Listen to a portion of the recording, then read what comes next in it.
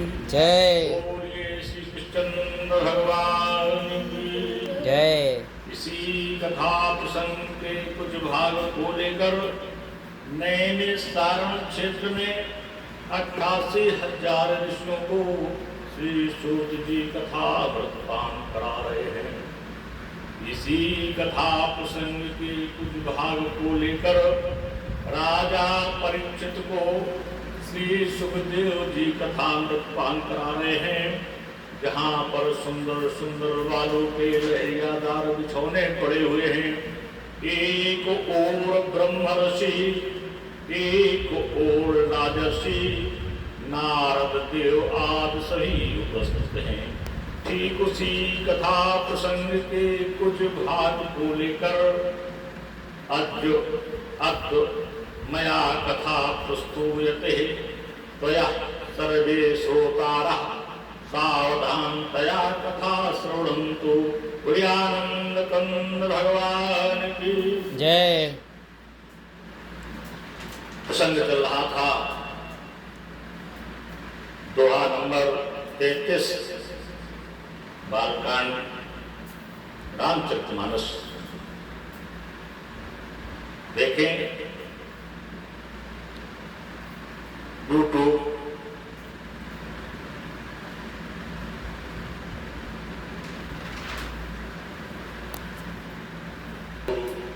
मिश्रा का धनीजा बाबा सेवा संस्था में यूट्यूब पे सारा प्रसारण दिखता है। प्रसंग चल रहा था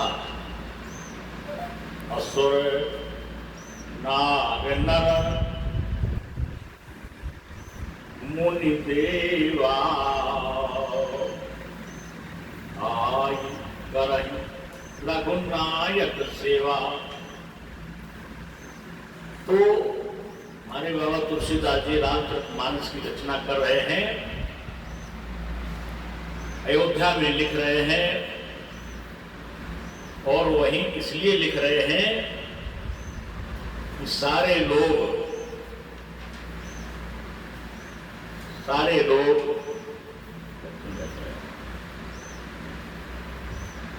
अयोध्या में सारे देवी देवता असुर भी आते हैं, नाग भी आते हैं, खग यानी पक्षी भी आते हैं, नर मनुष्य भी आते हैं, मुनि आते हैं, देवता आते हैं।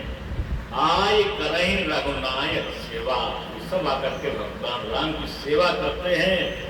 और जन्म महोत्सव रचें सुजाना, घर घर में भगवान राम के जन्म का महोत्सव रचा जाता है। भगवान राम के गुणानुवाद गाए जाते हैं, राम की कीर्त का बखान होता है।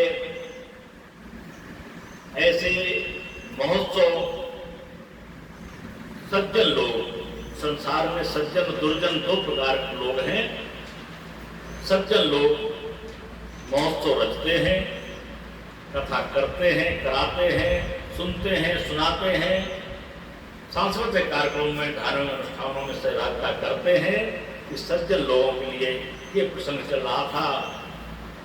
जन्म महोत्सव रचहि सुजाना, करहि राम कल कीरत गाना। ये हमारे बाबा तुलसीदास जी ने लिखा। सज्जन लोगों के लिए, सज्जन लोग ये सब कुछ करते हैं। आज है दोहा नंबर 34 बालकांड का। और रामचरितमानस जिन्होंने अयोध्या में क्यों लिखी, उसका की विशेषता बता रहे हैं।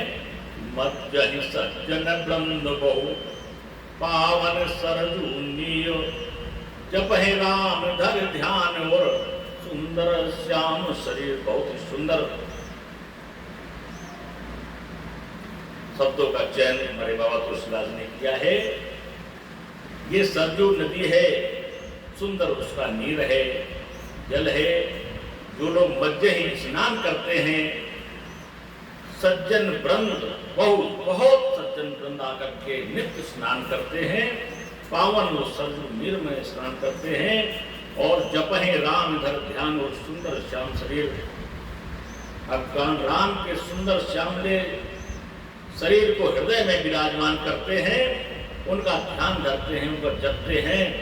इसलिए इन्होंने यह उचित स्थान चुना। अयोध्या में रामचरितमानस का लिखना प्रारंभ किया।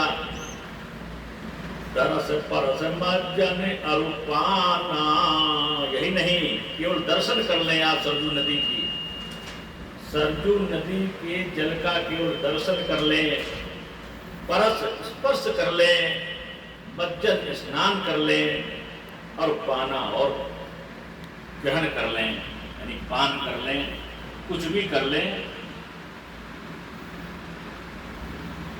और ही पाप कहे वेद पुराण, सारे वेद पुराण कहते हैं समस्त पाप समाप्त हो जाते केवल दर्शन करने मात्र से, स्नान मात्र से, स्पर्श मात्र से, पान करने से, सारे वेद पुराण कहते सारे पाप समाप्त हो जाते हैं। और भी बताया है इस सरयू नदी के बारे में कि नदी पुनीत अमित महिमायति, बहुत ही पुनीत नदी है ये सरयू नदी, जिसकी महिमा अपरंपार है। इस महिमा को कही न सके शारदा विमलमति,